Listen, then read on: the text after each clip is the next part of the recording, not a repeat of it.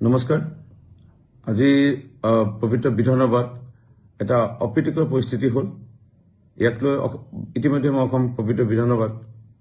মাননীয় উপাধ্যক্ষ ডক্টৰ নমীন মমিন ডাঙৰীয়া অধ্যক্ষতাত চলি থকা পবিত্ৰ বিধানসভাত সময় বিচাৰিলো পুনৰবাৰ আপোনালোকৰ ওচৰত সময় বিচাৰিছো এনে পৰিস্থিতি হয়তো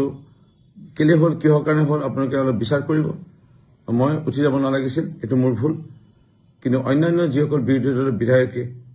মোক মোৰ বক্তব্যক বাধা দিছিল মোৰ মতে তেওঁলোকে সমানো দুখী আৰু মই উঠি যাব নালাগিছিল সেইকাৰণে সময় বিচাৰিলো কিন্তু তেওঁলোকে মাজে মাজে যি বক্তব্য ৰাখি মোক বাধা দিছিল ইয়াক লৈ কিন্তু তেওঁলোকে সমান নিবিচাৰিলে সেমানেলি অন্যতম এজন বিধায়কে মোক বাধা দিব চেষ্টা কৰিছিল তেওঁ জেলত যোৱা ব্যক্তি এখানে মই তেওঁৰ বিষয়ে একো বিশেষকৈ ক'ব বিচৰা নাই জেলত যোৱা মানুহ অকমান মানসিকভাৱে চাগে তেওঁ কি হৈ আহিছে নাজানো তেওঁৰ বিষয়ে মই একো নকওঁ অখিল গগৈ যিজন বিধায়কে আজি মোক প্ৰথমে বাধা দিব চেষ্টা কৰিলে দুদুৱালি প্ৰসংগত মই বক্তব্য ৰাখিব লওঁতে এই অখিল গগৈ লোকেল গাৰ্জেন মোৰ মাতৃ যেতিয়া 91ত 91 চনত বিধায়িকা আছিল তেতিয়া গুৱাহাটীত মোৰ মাতৃ থকা হেতু বিধায়িকা হিচাপে লোকেল গাৰ্জেন হৈছিল অখিল গগৈৰ হে সময়ত কটনত পঢ়ি থকা অৱস্থাত মোৰ মাতৃ লোকেল গাৰ্জেন মানে এক প্ৰকাৰ অভিভাৱক এক প্ৰকাৰ পিতৃ মাতৃ কিন্তু অখিল গগৈ কেনে স্বাৰ্থপৰ এজন ব্যক্তি ইতিমধ্যে আপোনালোকে লাহে লাহে বুজিছে সকলোৱে তেওঁ মোৰ মাতৃ ঢুকাওঁতে এদিনো খবৰ ল'ব নাহিল না মোৰ মাতৃ ঢুকাওঁতে না সমাধিত গৈ ধূপ এটা জ্বলালে চাকি এটা জ্বলালে সেই অভিভাৱকে পাহৰি যোৱা সেই অখিল গগৈ নিজৰ পিতৃ মাতৃকে পাহৰি মানে যোৱা বিধৰ বুলি ক'লেও ভুল নহ'ব সেই অখিল গগৈ যেতিয়া স্বাৰ্থ থাকিব আপোনালোকক বিচাৰিব মই অন্যতম এটা উদাহৰণ দিওঁ মোৰ মইনী সমষ্টিত আপোনালোকে সকলোৱে জানে লুখৰাখন গাঁৱত অখিল গগৈ গৃহ আজিও মাক লুখৰাখন গাঁৱতে থাকে এই লুখৰাখন গাঁৱৰে দেহিৰাম গগৈ ডাঙৰীয়া পিতৃদৰে অখিল গগৈ বৰ্তা বুলি মাতিছিল বা নিজৰ খুৰা বুলি মাতিছিল দেউতা বুলি মাতিছিল তেওঁৰ পুত্ৰ বুবুল গগৈ ডাঙৰীয়া অখিল গগৈক দিনে ৰাতিয়ে নিজৰ মৎস্যকলত ঘূৰাই মেলি নিজৰ টকা পইচা খৰচা কৰি বৰষুণে ৰ'দে কষ্ট কৰি পেলাই এই বুবুল গগৈ ডাঙৰীয়াই পৃথিৱী দেখুৱাইছিলে বা ৰাজনীতি দেখুৱাইছিলে বা সমাজখনৰ ওচৰত চিনাকি কৰাই দিছিলে অখিল গগৈক কিন্তু এই বুবুল গগৈ ডাঙৰীয়াৰ পিতৃ দেহিৰাম গগৈ ডাঙৰীয়াৰ শ্ৰাদ্ধত বা মৃত্যুত এদিনো গৈ খবৰ নললে যোৱাকালি সকাম হৈ গ'ল আজি ভোজ হৈ গ'ল মই স্থানীয় বিধায়ক হিচাপে হওক এজন নমস্য সমাজকৰ্মী জ্যেষ্ঠ ব্যক্তি দেহিৰাম গগৈ ডাঙৰীয়াৰ গৃহত দুবাৰকৈ গ'লো কিন্তু অখিল গগৈ যাক ব্যৱহাৰ কৰিলে যেতিয়া তেওঁ বৃদ্ধ হ'ল তেওঁ কাম নাইকিয়া হৈ গ'ল তেওঁক পাহৰি গ'ল কাম যেতিয়া আদায় হৈ যাব অখিল গগৈ পাহৰি যাব এইটো তেওঁৰ স্বভাৱ ইয়াৰ বিষয়ে আপোনালোকক জনালো লাহে লাহে আপোনালোকে বুজিব চেমান আলীৰ বিষয়ে ক'লো অখিল গগৈৰ বিষয়ে ক'লো অখিল গগৈ কোন কি লাহে লাহে ৰাইজে বুজিছে সেই 2014-15 চনত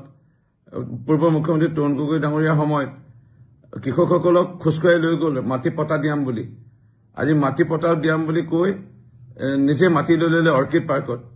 আৰু কৃষকসকলক লাট মাৰি দিলে বা ঠগি দিলে সেই অখিল গগৈৰ বিষয়ে আপোনালোকে লাহে লাহে শিৱসাগৰবাসী ৰাইজে লাহে লাহে বুজিছে আৰু অলপ বুজিবলৈ বাকী আছে লাহে লাহে বুজিব বাকী আমাৰ মইনী সমষ্টিৰ মানুহে জানে আৰু লাহে লাহে বাকী মানুহবোৰ তেওঁৰ বিষয়ে গম পোৱা হৈছে চেমান আলী অখিল গগৈৰ বিষয়ে ক'লো তিনিজন মানুহে মোক বেছিকৈ বাধা দিছিল আৰু আজি বিশেষকৈ এতিয়া তৃতীয়জন হ'ল বিৰোধী দলৰ দলপতি দেৱব্ৰত শইকীয়াৰ বিষয়ে মই এইটোৱে ক'ব বিচাৰিম যেতিয়া ধুদুৱালি প্ৰসংগ ওলালে তেওঁ পিতৃ প্ৰয়াত মুখ্যমন্ত্ৰী সন্মানীয় হিতেশ শইকীয়া ডাঙৰীয়া যেতিয়া মুখ্যমন্ত্ৰী আছিল এই ধুদুৱালি ঐতিহাসিক ধুদুৱালি আহোম ৰজাদিনীয়া এই ধুদুৱালিত 3 লেন যুক্তটো বাদ দিয়ক 2 লেন যুক্তটো বাদ দিয়ক 1 লেন যুক্ত ৰাস্তাই ভালজনে বনাব নোৱাৰিলে এতিয়া মাননীয় মুখ্যমন্ত্ৰী ডক্টৰ হিমন্ত বিশ্ব শৰ্মা ডাঙৰীয়াই 3 লেন যুক্ত ৰাস্তা অসম মালাৰ অধীনত বনাই আছে এই প্ৰসংগত কওঁতে তেওঁ জ্বলন হ'ল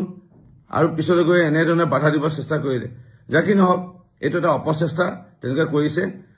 মই যিমানটো জানো 90 নহলেও 80% মানুহে জানে ৰূপজ্যোতি কুৰ্মী সেইকাৰণে মইনু সমষ্টি ৰাইজে আজি 5বাৰ আমাক বিধায়ক ৰূপে নিৰ্বাচিত কৰিছে সুখে দুখে কোনে ৰাইজৰ লগত আছে বা কোনে ৰাইজৰ লগত থাকিব মৃত্যু শেষ মুহূৰ্তলৈকে এয়া মইনু সমষ্টি জানে পূৰ্ব মইনু সমষ্টি ৰাইজেও জানে আৰু এটা নৱগঠিত মইনু সমষ্টি পূৰ্ব তিয়ক সমষ্টি অঞ্চলৰ ৰাইজেও আমাক পাইছে তেওঁলোকেও জানে সেইকাৰণে ৰাইজে নিশ্চয় আমাক আশীৰ্বাদ কৰিব আৰু আমাক সহযোগিতা কৰিব আৰু আমাক আগুৱাই লৈ যোৱাৰ ক্ষেত্ৰত আমাক দিয়া পৰামৰ্শ দিব থাকিল কথা মোক যদি কোনোবা সন্মান নকৰে মই কেতিয়াও সন্মান নকৰো আৰু মোক যোনে সন্মান কৰিব মই তাৰ 100 গুণ বেছি সন্মান কৰিম এয়া সমষ্টিবাসী ৰাইজে জানে আমাক অকমান মিঠা মাত এষাৰ দিলে অকমান আমাক হাঁহি মাৰি কথা পাতিলে আমাক অকমান আমাক নমস্কাৰ নিদিলেও অকমান যদি আমাক ভাল ধৰণে এষাৰ শব্দ ব্যৱহাৰ কৰে সেইটো আমি যথেষ্ট সন্মান দিওঁ এয়া মইনু সমষ্টি ৰাইজে জানে সেইকাৰণে মই বিশেষ নকওঁ এই 6 মিনিটৰ ভিডিঅ'ৰ পিছতে আৰু এটা ভিডিঅ' আছে আজি অসম পবিত্ৰ বিধানসভাত আজি আমাৰ দলৰ তৰফৰ পৰা মোক 10 মিনিট ক'বলৈ সুযোগ দিয়া হৈছিল এই 10 মিনিট 7 মিনিট কেইটামান ছেকেণ্ড যোৱাৰ পিছতে এই 3জন নাম লোৱা বিধায়কে মোক বাধা দিব চেষ্টা কৰিলে আৰু এনেধৰণৰ এটা পৰিস্থিতি সৃষ্টি হ'ল পুনৰবাৰ মই বিধানসভাটো সমাৱেশৰ লগতে আপোনালোকৰ ওচৰত সমাৱেশ বিচাৰিছো এনে মই কাম উঠি যাব নালাগিছিলে হয় এয়া মই আৰু কেতিয়াও ভৱিষ্যতে নকৰো আপোনালোকে মোক ভাল ধৰণে আপোনালোকে পাব এজন ভাল মানে বক্তা হিচাপে পাব আজিও বক্তব্য ভাল দিছো আপোনালোকে শুনিব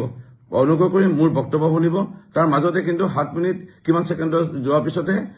এটা অপ্ৰীতিকৰ পৰিস্থিতি সৃষ্টি হ'ল তাৰ আগলৈকে মই ধুনীয়াকৈ বক্তব্য ৰাখি আহিছিলো মাননীয় দেশৰ প্ৰধানমন্ত্ৰী নৰেন্দ্ৰ মোদী ডাঙৰীয়া মাননীয় মুখ্যমন্ত্ৰী ডক্টৰ হিমন্ত বিশ্ব শৰ্মা কেন্দ্ৰ ৰাজ্যৰ NDA চৰকাৰৰ কথাই কৈ আছিলো ইয়াত বিৰোধী দলন হ'ল তেওঁলোকে গম পাইছে যে 26ত আহিব নোৱাৰিব ইয়াক লৈ তেওঁলোকে এটা পৰিৱেশ